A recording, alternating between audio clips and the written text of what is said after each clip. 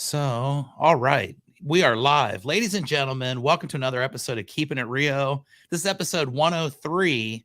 And today I'm extremely excited for our guest. We've got a best-selling author in the house, Mr. Joe Kelley. Joe, welcome to Keeping It Rio. Chuck, thank you for having me. And I love the title. I love keeping it real, as it is Rio.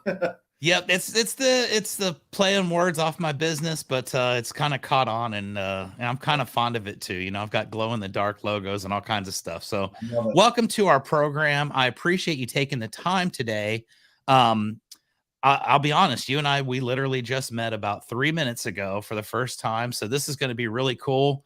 I saw your story on one of the Facebook groups, and I just felt compelled to touch base with you, see if you'd come on, because I've had similar stories from what I can gather, and I think you're the perfect guest for my show, and I'm really looking forward to our conversation. So thank you for taking time and being here today.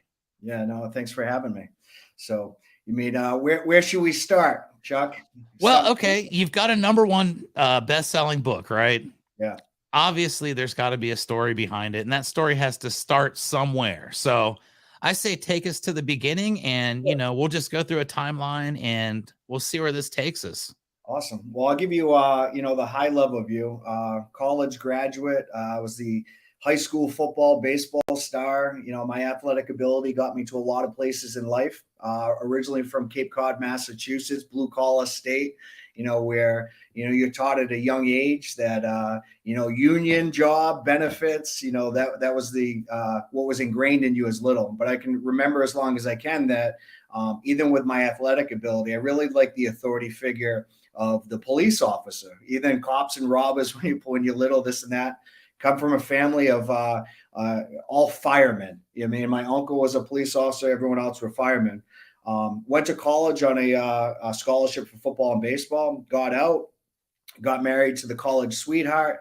Ended up having 2 kids right away. My first job ever was with the Department of Social Services, an adolescents CHINS unit worker, which was working more with truancy. Within 6 months of that, my dream came true. I got into the police academy. And prior to going to the police academy, I had to have surgery on my knee. It was all the years from the wear and tear of playing on the turf. Never really got hurt, but it was just, playing on the turf so much, the pounding and the grit and everything else. Had that surgery, and they told me literally I'd probably have to have it again in 8 more years. They gave me pain medication. I took that the pain pills, maybe a couple of beers. When the bottle of prescription was gone, I was done and I moved on with my life. Fast forward 7 years later, got hurt on the job. And quite frankly, I knew that I had to go out and have surgery. But at that time in my life, things were a lot different from the first surgery. Being a high-ranking police officer, which I went up through the ranks very quickly. I was on the emergency response team. I implemented the canine team. I worked undercover. I saw a lot of things that most people don't see in their lifetime. I was seeing on a daily basis. And that had an effect on me. We can say all we want that we become numb to it or this and that. We don't become numb to it. We think we become numb to it. And that's why I believe one of the highest divorce rates is with law enforcement officers, because with being in that position, I'm taught to give the help, not ask for help. And all that stuff that I was seeing, whether it was crib deaths or fatalities involving, children, which it really affected me because I had my own children. I never reached out and talked about any of that. I just moved on to the next thing. But that was coming out in my marriage at home. I was living in my uniform, to provide for my family, because that's what we're taught up north is you're the provider. I thought I was doing the right thing, but, looking back, I was spending more time in a uniform than I was with my own family. Then I had that surgery and they put me on a high dose of Oxycontin, which they give to cancer patients. I didn't know what I was taking. All I knew is I was the type of guy that wasn't going to be laid up on a couch. And I took the pain medication to go back to work faster, to do the things that I wanted to do. I was a washed up athlete at the time, stud on the softball field, being a young adult, that's what I looked forward to. My priorities were all messed up. And, but I took that medication, and what that medication did was it allowed me, to do the things that I wanted to do regardless of my injury.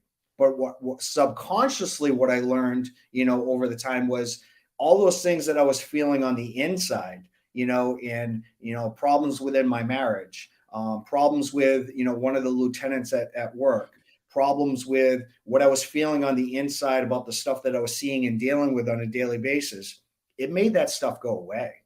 You know what I mean? It's funny that a pill that about the size of my pinky finger could make such stuff that I was feeling and dealing with for years just disappear. And all I knew is, after I took one, 4 hours, I would take another. And it progressed, because as you go through that, I'd always want to, self-medicate whatever I was going through. And that led to, to things coming down the road. And what happened was, I got hooked on these things, and I knew that what I was doing, wasn't the correct thing, but I knew that, like, when I didn't have something, and that was when withdrawal kicked in, that everything that I was feeling prior to taking that pill, and numbing all that stuff and self-medicating, when I did not have something, it came back tenfold. Yes, sir. So the whole story, and there's a lot that goes into it, and I'll fill in the gaps, but the high level view of my whole story is I was a high ranking police officer that got hooked on pain pills. I went from taking pain pills orally to sniffing pills. The end of my story is I was shooting heroin in the end, not for a very long time, but long enough.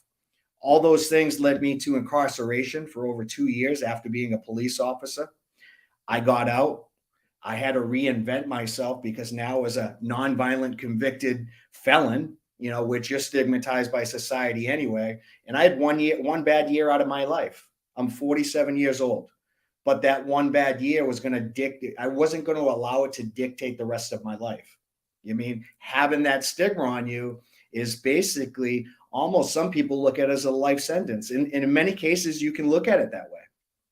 But, when I was in prison, and I'll fill in the gaps because I'm sure you have a lot of questions. I stopped. I woke up in prison, the first week in prison, I woke up and it was like in a blink of an eye, high ranking police officer sitting in a jail cell. And I said to myself, how the hell did I get here? I can only imagine. Goodness, that's wow. And it all happened so fast. Like you say, it's just one of those things where something innocent happened. Let me ask you this: you were injured at work as a police officer. You got the diagnosis at that point. At that stage of law enforcement, I would have to assume that there would be some sort of systems of checks and balances that would say, Officer Kelley, Sergeant Kelley, whatever you may have been, is currently on this prescribed medication. Mm-hmm. Is that something that, you were easily able to kind of skirt and, Well, back then, this was back in 2007, 2008. There wasn't a lot of checks and balances for that. I went out on a medical leave, to have surgery. And when I came back, they didn't check to see if I was on any prescriptions. At least when I was on the force, the only drug test that they ever did on you was prior to employment. They never did anyone during. I'm sure, if they had reason to, they would, or if you were in if you fired your firearm or anything like that, then they would drug test you, that type of stuff. But I gave no reason for them to drug test me. But back forward, take a couple of steps back. The progression of addiction for me, in terms of me taking stuff to get back to who I wanted to be and to do the things that I wanted to do, not only did that affect me inside, it came on the outside as well. The dishonesty that comes, because here I am, a high-ranking police officer that's taking something in order to be normal. To go back to work, to do the things that I typically do. It wasn't like I was showing up to work high and stuff like that, but I was taking this stuff so I could feel whole. And, that's when problems with the marriage came too, the dishonesty and, the guilt and the shame of knowing what I was doing when I was being dishonest. Like, for a long time, I was off my insurance, they gave me these things because of my status in the community and who I was. They never had a reason to question me, you know? And then when the insurance is caught on and they red flag you, now they're saying, here, you can't fill this prescription for another 30 days. And I got it from another doctor. And I'm thinking to myself, I can't go 24 hours without putting something in me, you know? So that's when I started having to do things that I said that I would never do. You know, I started to have to purchase this stuff, and I shared a joint account with my wife. So when she sees money going out and I'm buying it off people I knew from high school that I knew weren't gonna, you know, get me into any trouble, or, you know, they fell for all my nonsense that I was giving them, she started to see money going out. And I would be like, oh, I needed a new holster, or I needed a new boots, or a new bulletproof vest. And that stuff was very expensive. But here's the kicker: 3 months later, I'm still walking around in the same raggedy old shit. You know what I mean? At some point it starts to become apparent, right? And Yeah. you know, you can continue on for so long, and you know, eventually someone's going to catch on. But it's amazing to me, you know, like I say, to be in law enforcement and to be able to kind of, you know, fly under the radar, so to speak, and just kind of be your normal self there. That's really kind of a telling thing. And I think that plays into, you know, addiction in general, Yeah. especially with things like that, is a lot of people can still function at a certain level, at a high level in a lot of cases. And, you know, it takes something really bad before, you know, you realize the ultimate consequences. And I know it, you know, down the road here, we're going to get into that, but, you know, at what point did you realize, hey, I have got myself a problem here, and you can't just openly come out and say, hey, you know, you're a high-ranking law officer. You can't come out and say, hey, I think I might be addicted to drugs. So, what's your process there when you realize you've got a problem? And, you know, I guess ultimately we know that something's going to end it. You're here right now today, Yeah. so you were very lucky. But how did that go for you when you're, you know, getting up, doing your routine, and it becomes a routine, I'm sure. And like you said, every 4 hours or every 2 hours or whatever it ends up being. But what does that look like on a typical day for you when you're going in and, you know, upholding your position? Yeah, every day seemed like it was, or is, preparing for the next day. I mean, there was times I couldn't go on vacation with my wife because I was afraid I wouldn't have anything, because how I felt physically, emotionally, and everything else, I can't even fully fathomly explain. You know what I mean? But yeah, the wheels started to fall off the bus. I mean, and for me, it was all fear based. It was fear that if I had come forward, I was going to lose everything that I've ever worked for up until that point in my life, because of who I was, because of, you know, having that authority figure in my own head, in my own ego. You know, I was afraid of losing my wife. I was afraid of losing my kids. I was afraid of losing my friends. Every friend that I had. When you're in that, you know, career, your whole surroundings, law enforcement. You mean, and what ended up happening was I ended up getting pulled in by the chief of police, who had transferred prior, and I was really good friends with him. He was like one of my best friends, but he had sat me down because what happened is a guy that had got busted for something had said that he had thought that I had gotten something off another individual. He brought me in. They said, we're going to put him on a polygraph.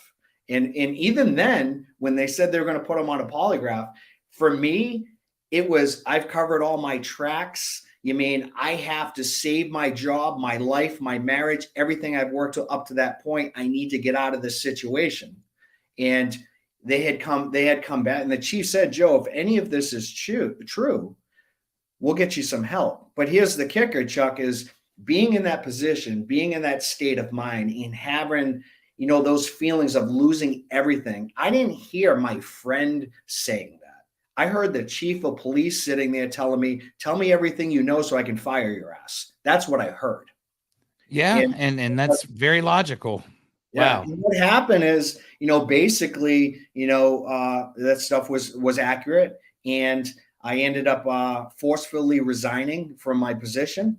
And here's the kicker too: the chief said, "Hey, take care of your stuff. We'll help you get a job somewhere else later on." Because I was a very good police officer. I just had an issue that was going on, that it had spun out of control.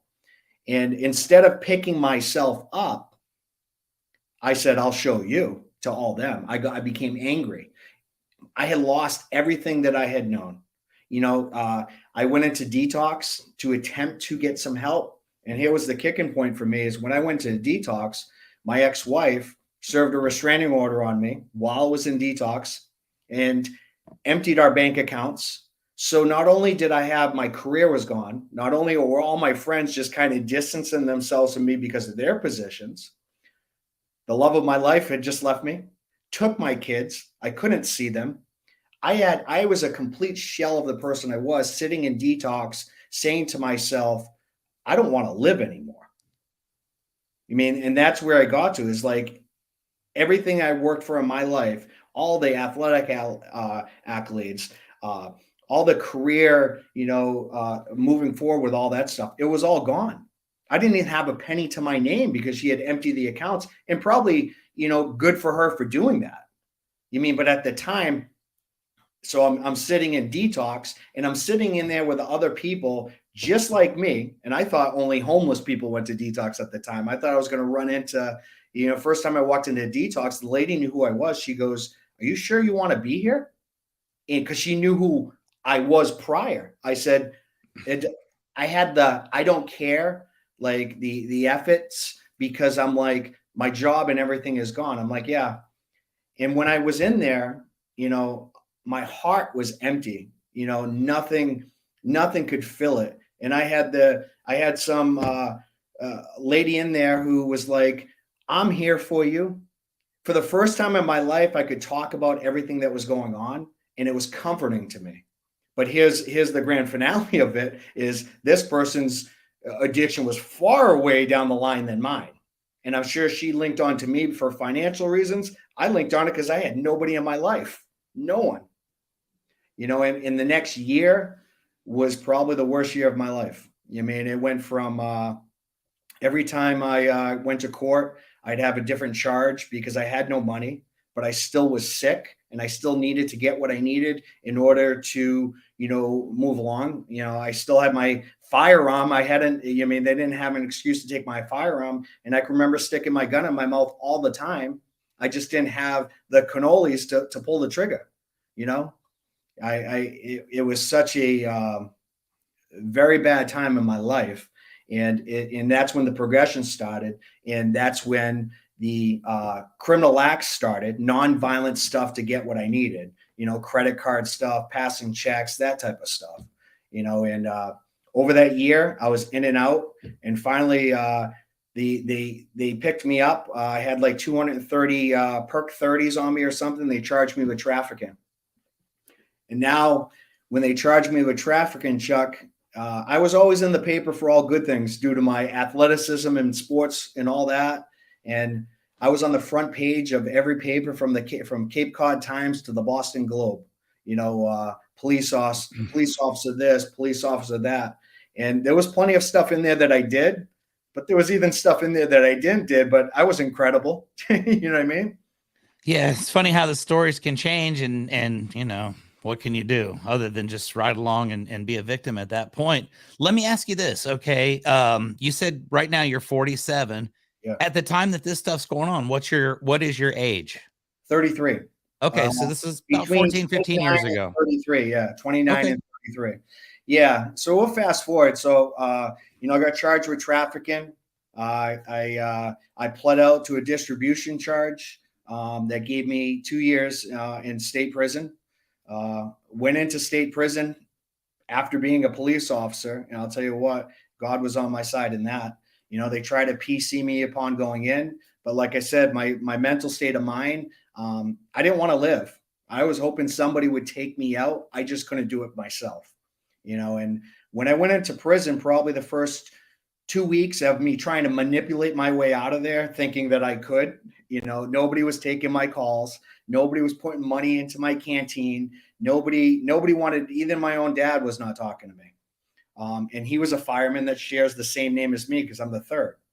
And while I was in there, the transition for me went from why me to why not me. I started to remember and started to get some clarity of who I was. and I did a lot of inner work on myself in there through reading, and in wanting the transition of wanting to die to wanting to live. Thinking about my two daughters, and what I had done over the last year, and it was a lot of heart wrenching type of stuff. But the biggest flip for me was when I got out of prison. Is basically, trying to build upon or trying to have a life that was worth willing for me. You know what I mean? Absolutely. Wow. That's so much stuff to come across at such a brief period of time. And I'm absolutely fascinated by something that you just kind of briefly touched on. I know it's your life and you lived it, but I don't want to go back and, rehash anything traumatic or anything like that. But being a law enforcement officer in prison, when people find out about that, obviously you're not the most popular guy by any stretch of the imagination.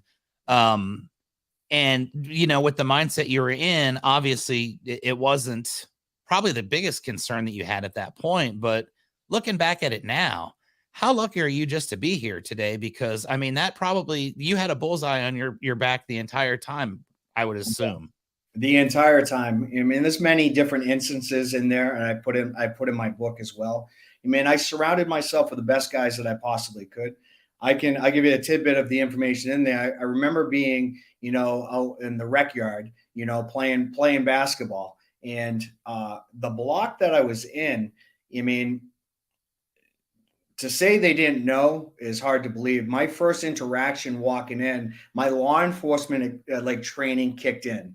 It's basically scoping out the whole place, looking at what different areas were going to be more hostile for me than others. And I remember when I first walked into prison, I first got moved to the block, I sat down and a guy came over and he sat next to me and he looked familiar. And I started thinking in my head, oh, here we go. First day, first 10 minutes. And the guy says to me, he looks over, he goes, I know who you are, right? And I looked at him because at that time, coming in broken, ashamed, and everything else, and having those feelings of not want to live, I literally looked at him and said, I don't give an F. Do you know what I mean?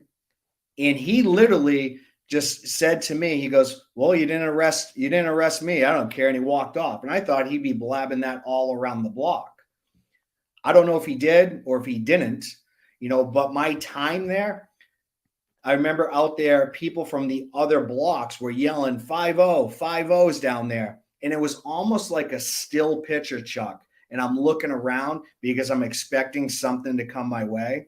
And it was almost like I kept to myself so much. I did my own thing, and I really didn't involve with anyone that it, like you said, God was on my side, because that does not typically happen. It does not.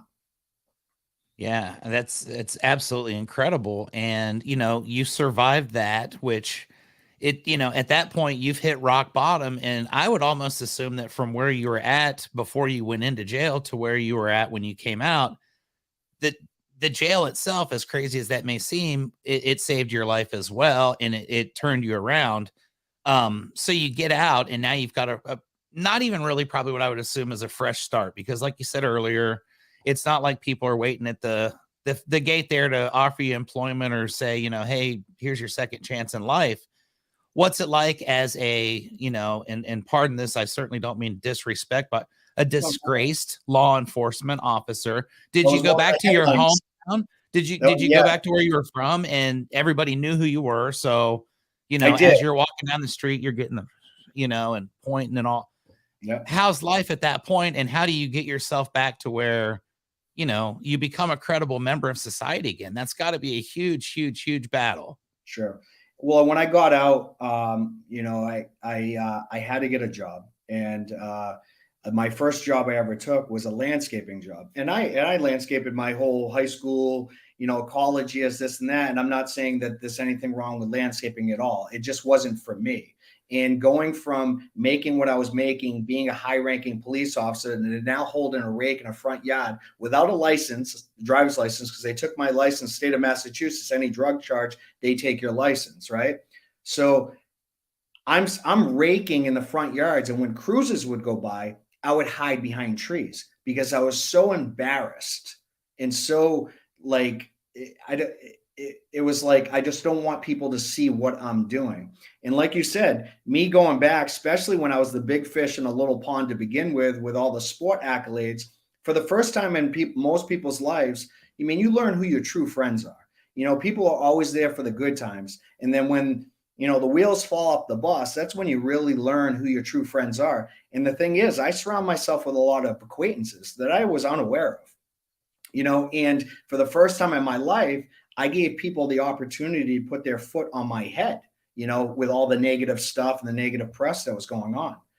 And I decided, I need to do something with my life. I need to do something. So through my experience and through my transition and doing a lot of, inner work on myself in terms of growth and wanting to be something, I said, you know what? I can't get a job doing this. I can't get a job doing that. But what I can do is I can help out other people like me.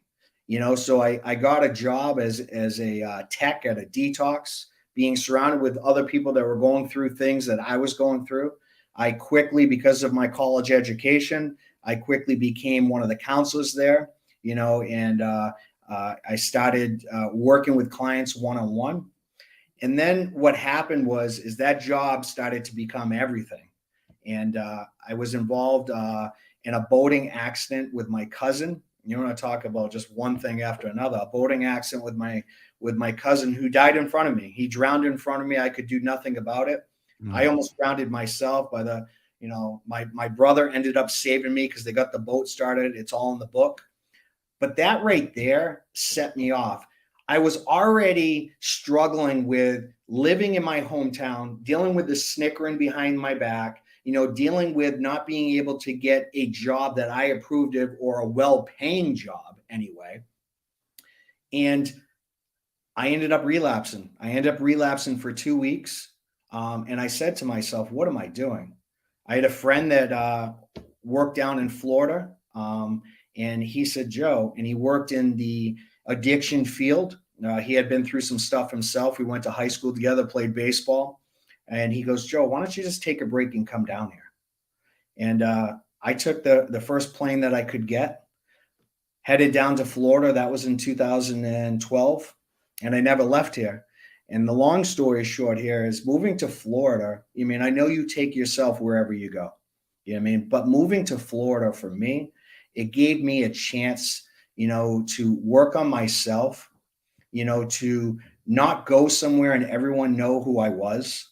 It gave me a chance to grow, but more than anything, it gave me a chance to work on myself and concentrate who I wanted to be and what I wanted to be. And within that time frame, I was able, from 2012 to the present day, being the law enforcement officer that went to prison, that got out, that had a landscaping job with the felon attached to him. I've remarried, 3 new kids, beautiful home, built 2 multi-million-dollar businesses. And now I'm an in-demand coach that travels the country, speaks at other police departments and police academies. I help out a tremendous amount of people get into facilities across the country if they need help and what's a good fit for them. During that time, I'm a certified trainer in NLP, and that's neuro-linguistic programming. It's a fancy word for the roadmap to the mind. I train high executive CEOs on how to increase their bottom line and their revenue within their business. I'm also a trainer in hypnosis, time techniques, and life coaching. So during that time, I did a lot of personal development on myself and I educated myself. Now you take all my law enforcement experience, all my undercover interview interrogation, you name it, you take that and you put it with what I have now, and it made me into who I am today, and I know I'm a very low percentage, but the thing is I love that. I say it all the time. One of my favorite sayings is somebody took the situation you're complaining about and they won with it. And I love to be inspired. I love to motivate. I put up a lot of quotes, and the quotes are for me. If somebody else can take from it, I love it. But I've dedicated my life to helping out other people just like me. Me and my wife own a wellness center and a training school in Parkland, Florida. You know, I'm living my best life and I love what I do. And I spend a lot of time with my kids today. And that is such an awesome story. And it is extremely inspiring because, you know, I'm in roofing, right? And roofing is one of those second chance type industries. And I know so many people that have, you know, made a mistake early on in life and have been able to get retribution and come back and be a positive member to society, to contribute. And the one thing everybody that I'm friends with that has that similar story says the exact same thing. I was put here to help others. The reason I'm still here is so I can continue to help others. And I think that's just so noble. And I mean, just, you know, congratulations on everything that you've been through, to have that mindset, to be here still to serve others, and to realize there's a reason why I survived all that stuff. And it's to make sure that somebody else doesn't go through that. So that is incredible. Yeah, and I told you prior to us being recorded, the few minutes that we did talk is, I believe in authenticity. You know, I believe in being vulnerable. You know, I wrote my book, Badge Bars to Beyond, which I was shocked. First book I ever wrote. It made #1 across the board. You know what I mean, for like 4 straight weeks. And my wife twisted my arm to write it.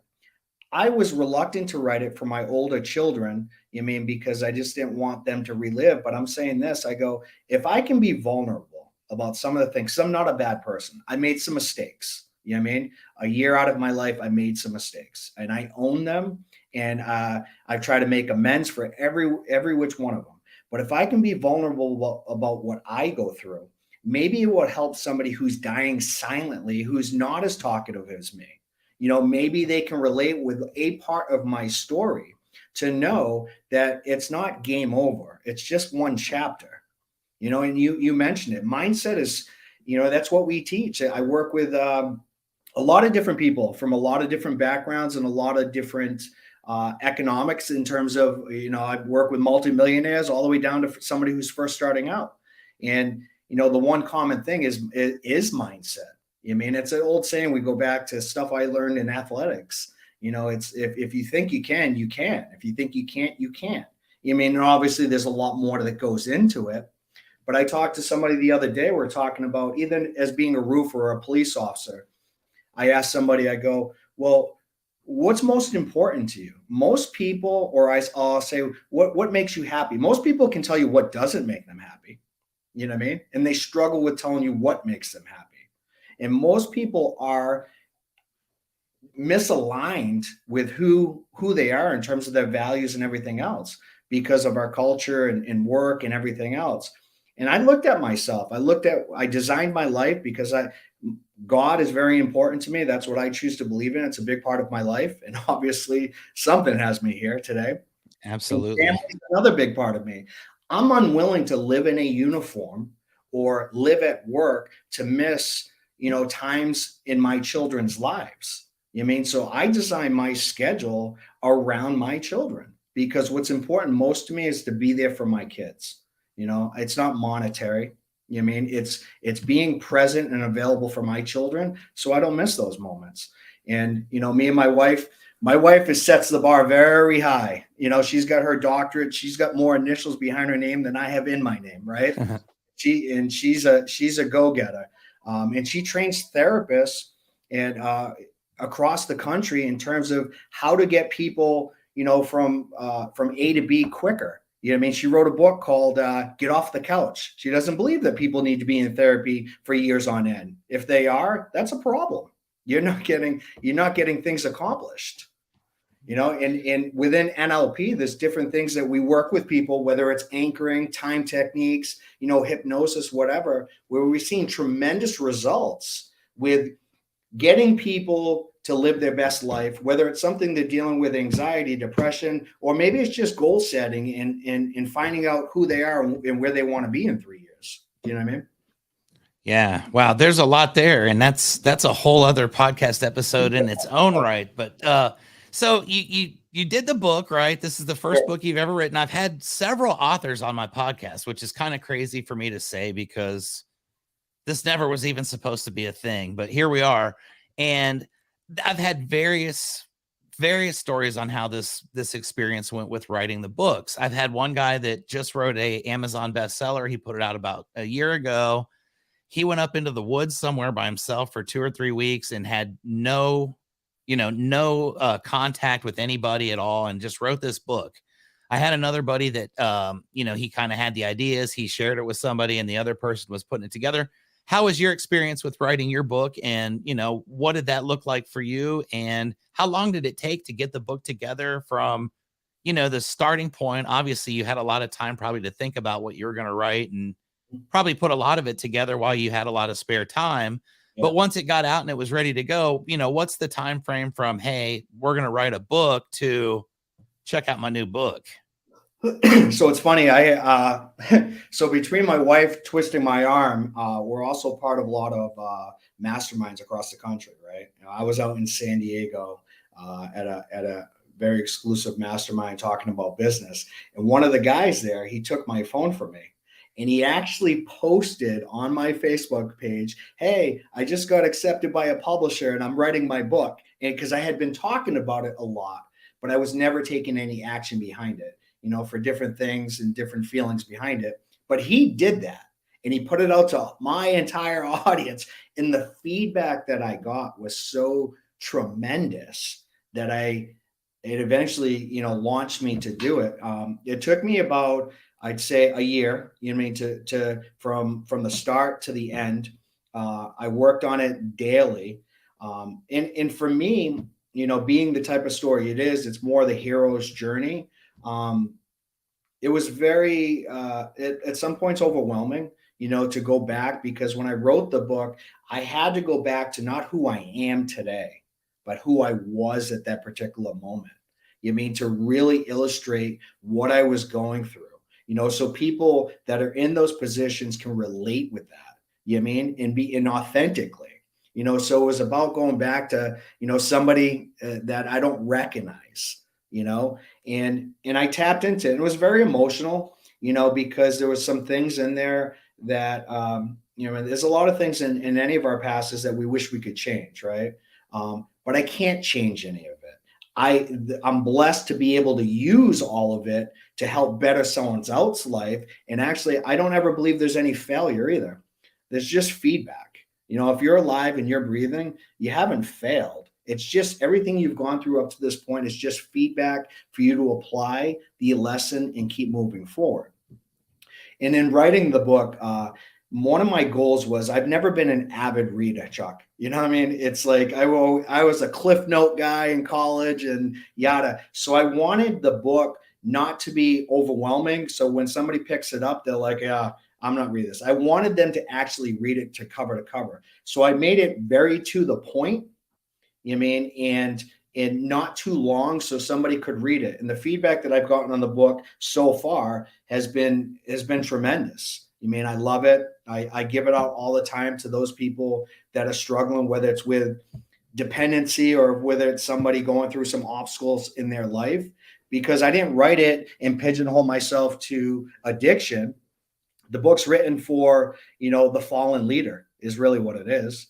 The bankrupt professional, the reluctant divorcee. It's for anybody that's been ever publicly shamed. It's for anybody that's going through anything in their life that just needs to read something that shows that regardless of what you're going through in life, do not allow those circumstances to define who you are. Rather be defined in overcoming them with your perseverance. Do you know what I mean? Yes, sir.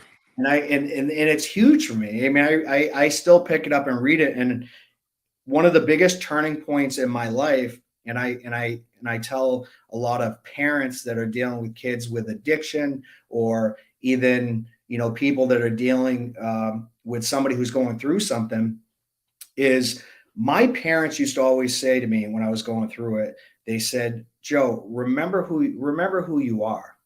And this and that. And I always thought I kind of I heard them, but it went in one ear and not the other, because I'm like, they're supposed to say that. You know what I mean? They need to say that.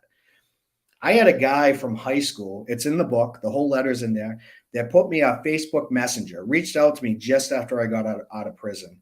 And he wrote me this letter and he incorporated high school football into it. And he's like, he pinpointed one of the biggest games in the state's history.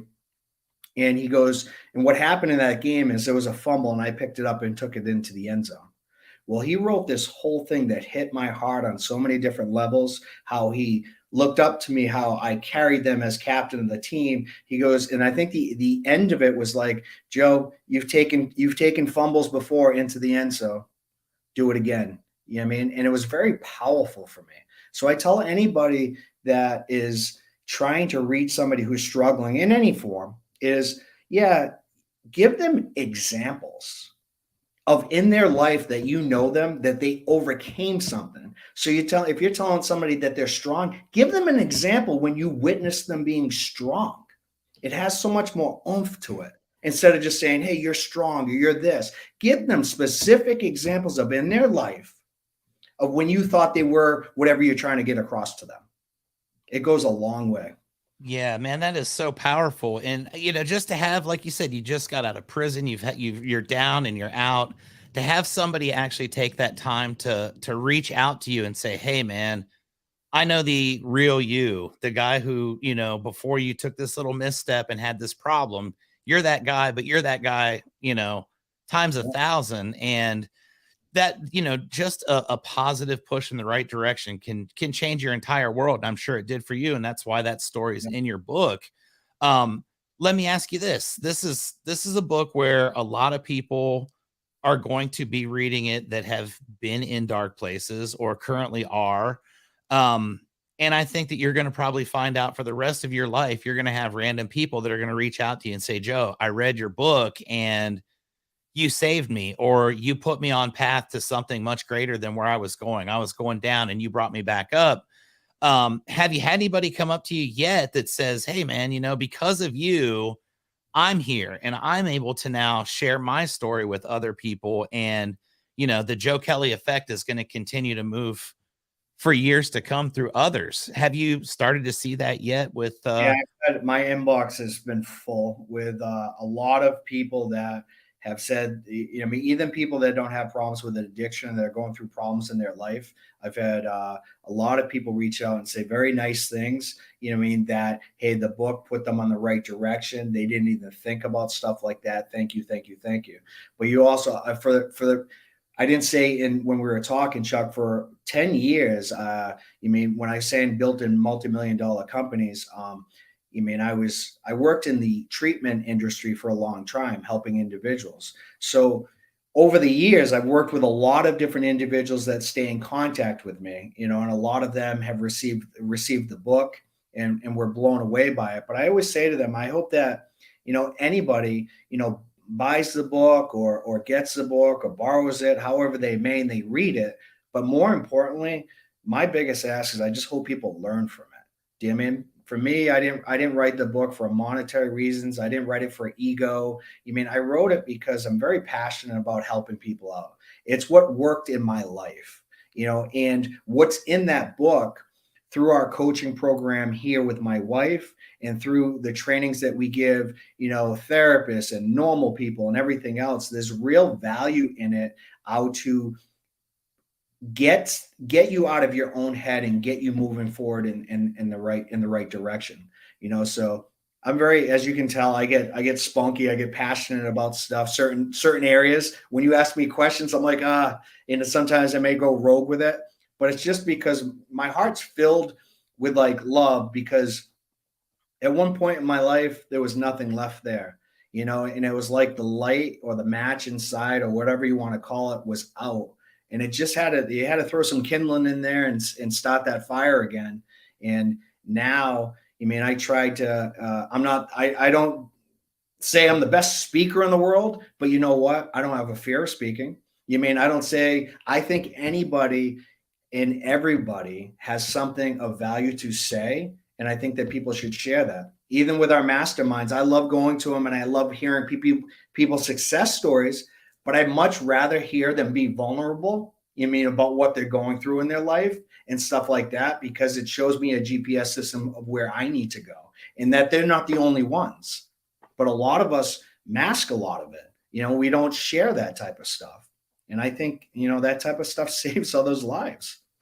I do too. And I think that you and I were drawn together for this conversation for a very special reason, because I mean, our values are like completely in a line there. And the organization I'm with, we're a roofing company, but we're a personal development company more than anything.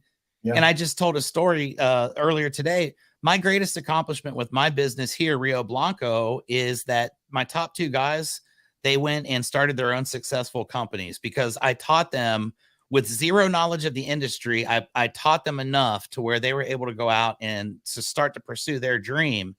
And like you say, it's not monetary. I mean, if you want to make money, there's way easier ways to make money than what you just went through to get to this point.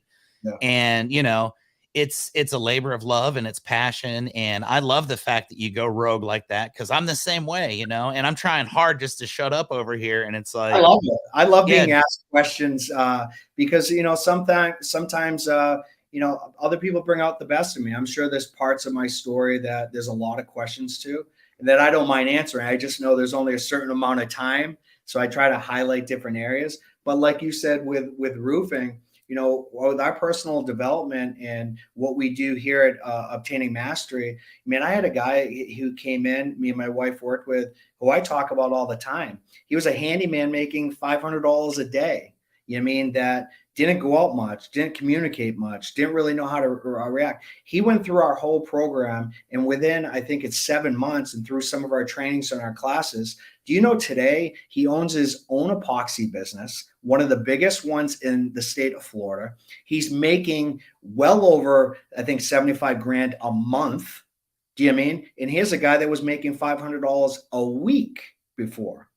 So we see success stories all the time. Most of the time, just like myself, we got to get out of our own way. You know what I mean? We got to get out of our own way. Money, when people talk finances and stuff like that, there used to be a big money block for me, fear over it.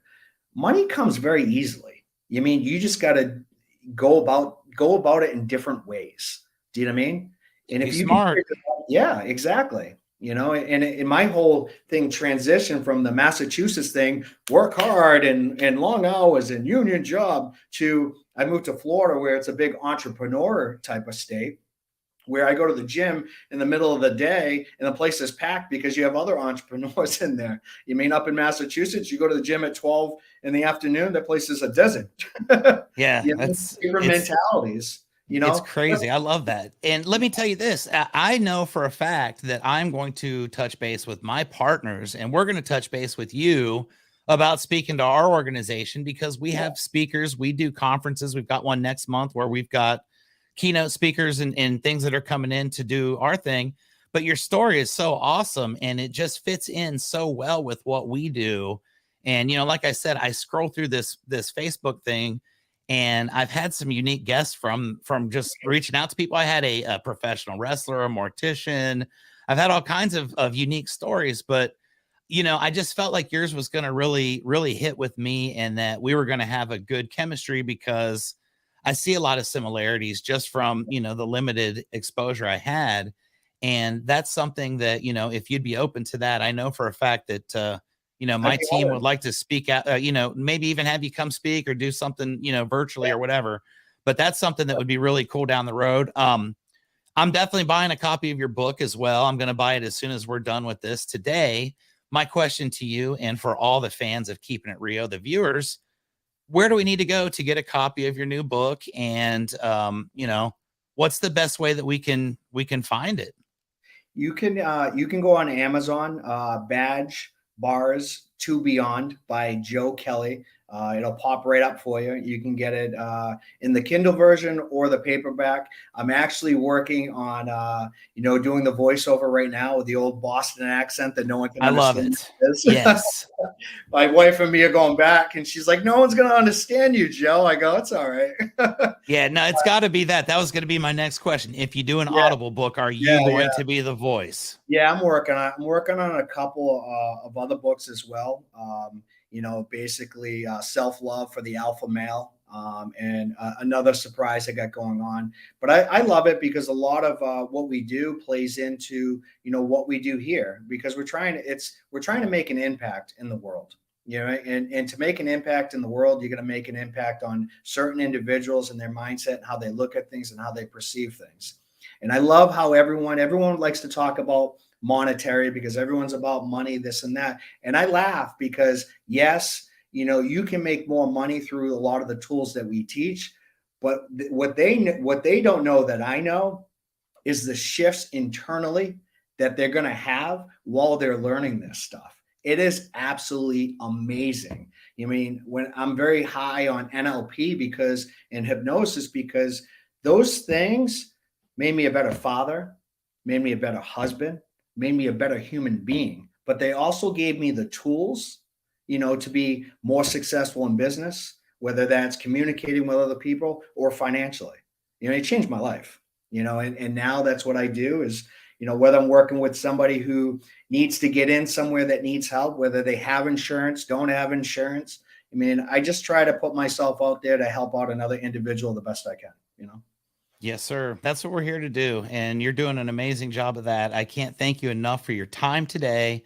One last thing I always ask before we go is if my followers, my fans, I hope I've got fans. That's kind of a You got an arrogant thing to say, but you know, I do have a couple I can attest. They've reached out to me. If they want to follow you and your journey and want to touch base with you and you know become friends, I'm going to touch base with you on Facebook very soon here after we're done as well.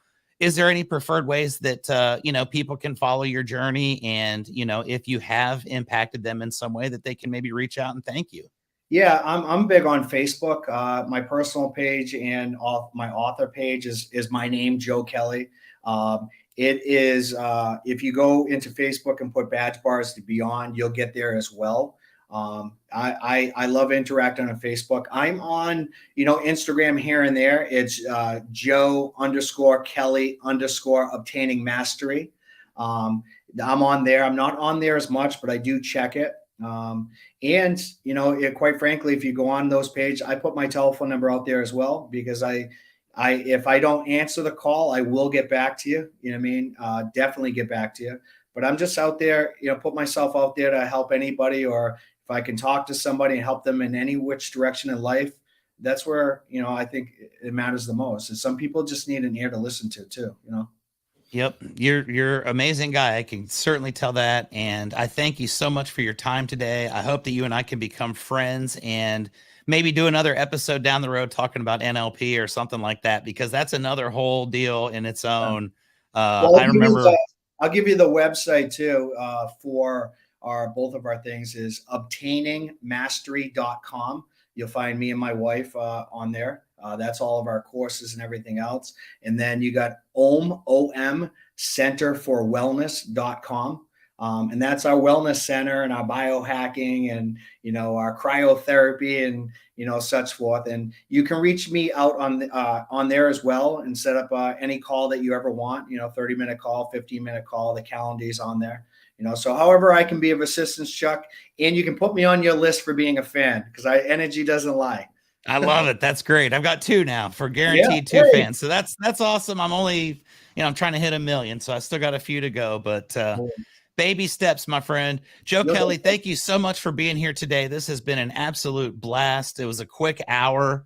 I am definitely going to read your book, and I'll probably touch base with you afterwards and see if we can talk a little bit about the story after I understand everything and what you've truly gone through in life. But thank you for all that you do for everybody that you're doing it for. And I think you've probably just gotten started with the lives that you're going to touch for the remainder of your time on this earth and well beyond. So thank you, sir, for your time. And everybody, thank you for watching. Always remember to like, share, follow, do all that cool stuff so more people can see this. And I'm going to put this out next Tuesday, Joe, and I'll share some clips along the way as well. I'll make sure to tag you in all of them so everybody can see it. And yeah, thank you guys. Until next time.